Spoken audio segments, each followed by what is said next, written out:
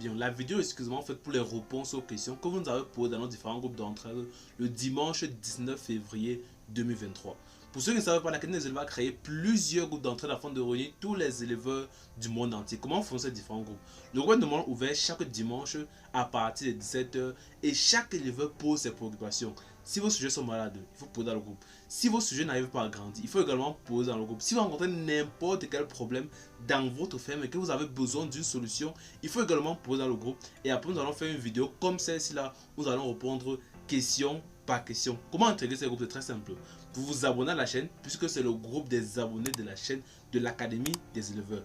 Vous faites une capture d'écran de votre abonnement et vous envoyez le numéro 694 13 63 37. Je répète, vous vous abonnez à la chaîne, vous faites une capture d'écran, un screenshot de votre abonnement et vous envoyez le numéro 694 13 63 35 et l'un des administrateurs va se charger de vous ajouter à l'un des groupes.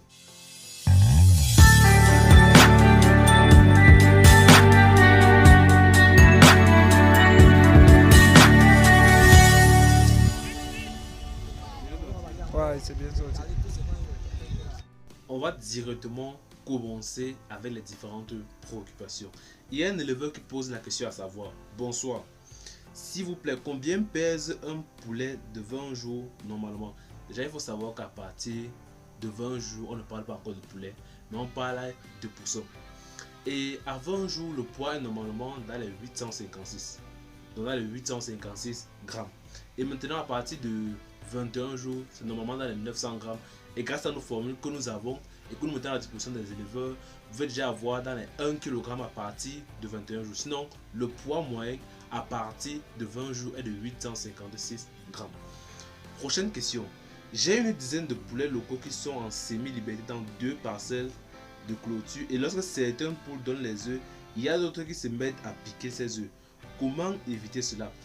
Déjà, si vous voulez éviter cela, la seule solution, je veux dire, la plus adéquate reste le débécage. Donc il faut débéquer les poules dès qu'ils arrivent, avant qu'ils arrivent à l'âge de pondre pour éviter ce genre de problème. Prochaine question.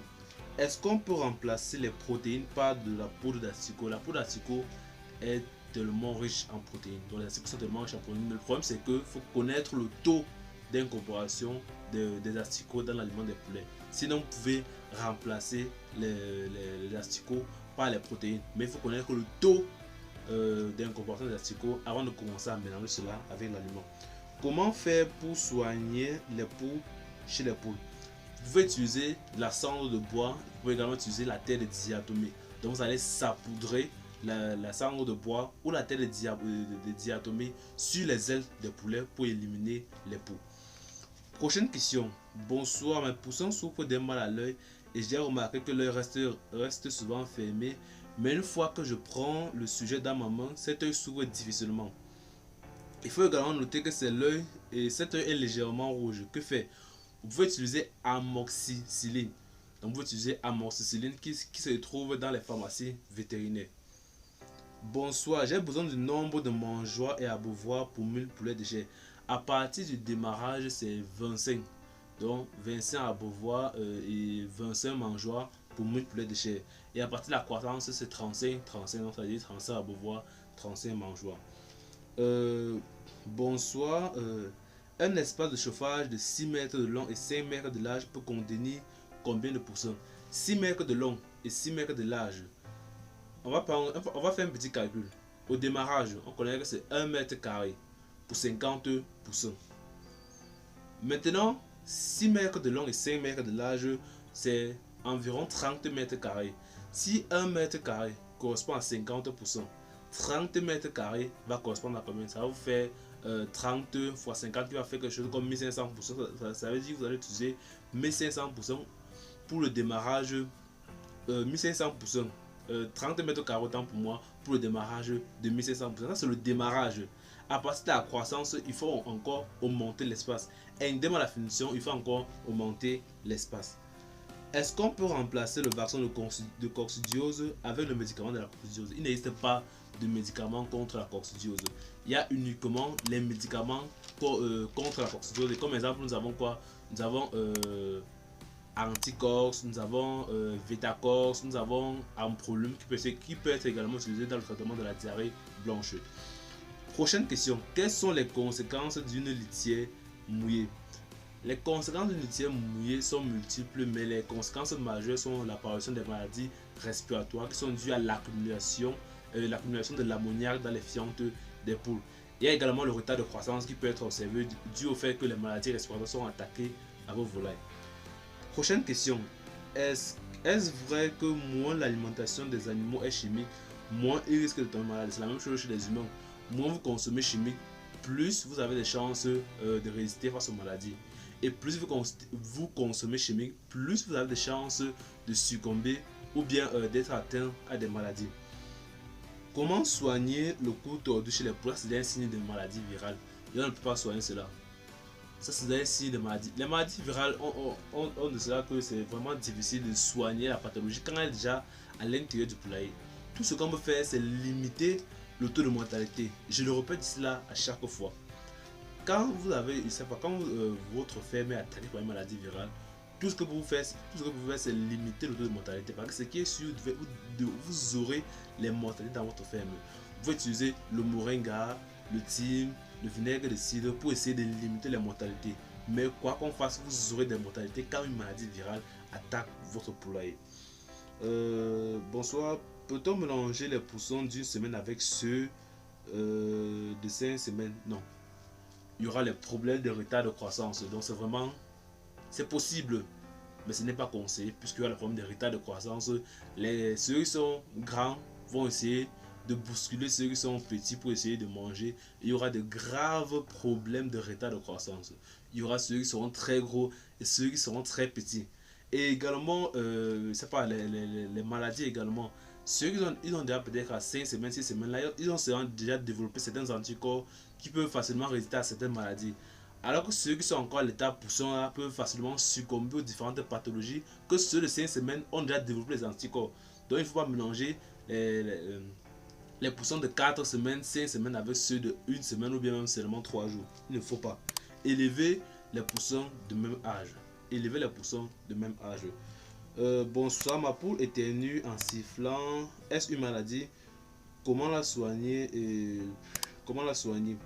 C'est une maladie respiratoire. Vous pouvez utiliser le thym en infusion dans l'eau. Vous pouvez utiliser le TTS qui est utilisé pour le traitement de la diarrhée blanche, également une maladie respiratoire.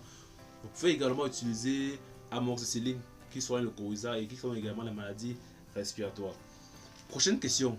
Bonsoir. Est-ce qu'on pourra vendre les poulets Goliath en 45 jours si nous donnons l'alimentation des poulets de chair ou bien les formules turbo aux poules Goliath? Si vous donnez les formules turbo des poulets de chair aux poules Goliath, ça ne va rien changer sur leur alimentation.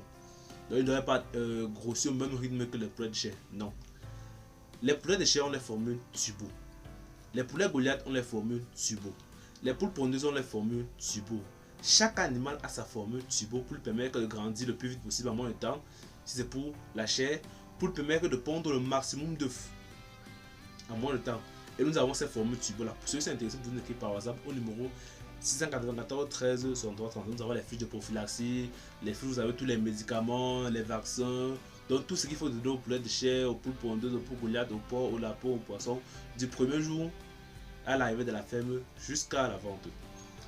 Prochaine question. Quel traitement je peux utiliser pour soigner la variole aviaire chez les poules? Vous pouvez utiliser l'huile de palme, vous pouvez utiliser du miel. On a fait une vidéo dessus. On a bien détaillé. Vous pouvez utiliser aussi doxycycline.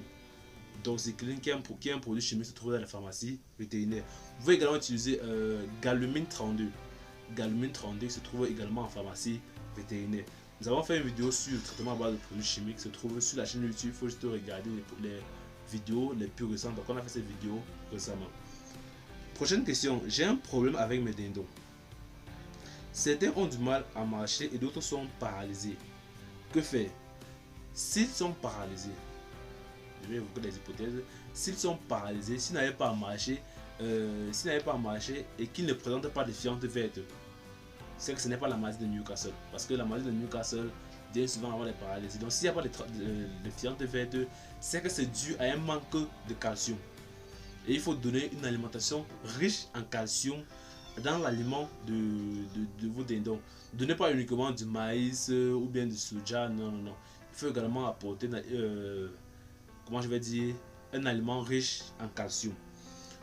Prochaine question, j'aimerais demander s'il y a une plante qui peut remplacer les vaccins chez les volailles. Les plantes naturelles aident à booster le système immunitaire des volailles. C'est la même chose chez les humains. C'est la même chose chez les humains. Il y a les plantes que vous consommez pour prévenir certaines maladies. Mais ce ne sont pas des vaccins à 100%. Le moringa, le thym, le cathédrale, le vernonia, toutes ces plantes aident juste à booster le système immunitaire, à aider le système immunitaire des volailles à résister aux maladies quand ils seront attaqués. Mais ils ne peuvent pas être utilisés comme des vaccins à 100%. Non. Retenez que le moringa ne peut pas être utilisé à 100% comme vaccin. Si vous voulez les vaccins, allez dans les pharmacies vétérinaires. Il y a les doses de 50% qu'on vend à 500 pour les pharmacies vétérinaires qui détaillent les vaccins. Il y a les doses de 500% qu'on vend généralement à 3000, 3500 francs CFA. Donc il faut aller dans les pharmacies vétérinaires si vous voulez des vaccins. Mais concernant les plantes naturelles, ce ne sont pas des vaccins à 100%. Ils aident juste à, vous pouvez donner ça de temps en temps pour aider le système immunitaire de vos volailles, comment je vais dire, pour essayer de booster le système immunitaire de vos volailles. Prochaine question. Que faire pour augmenter la fertilité d'un coq? Pour augmenter la fertilité d'un coq, vous pouvez cueillir les orties fraîches qui sont une excellente source de calcium. Qu'est-ce que vous allez faire? Vous allez faire sécher cela, vous allez les écraser, ensuite vous allez mélanger cela dans l'aliment de vos coqs et bien, ou même également de vos poules pour les aider dans la solidification des œufs. La quantité à utiliser est de 100 grammes dans 13 kg d'aliments. Donc 100 grammes de poudre d'ortie dans 13 kg d'aliments. Bon, c'est la fin de la vidéo. Si vous avez des questions, il faut les mettre en commentaire. N'oubliez pas de liker, de vous abonner pour ne pas rater toutes nos prochaines vidéos. Et n'oubliez pas d'activer la cloche de notification qui est très importante pour être informé à chaque fois que nous allons mettre une vidéo en ligne. On se retrouve à la prochaine vidéo.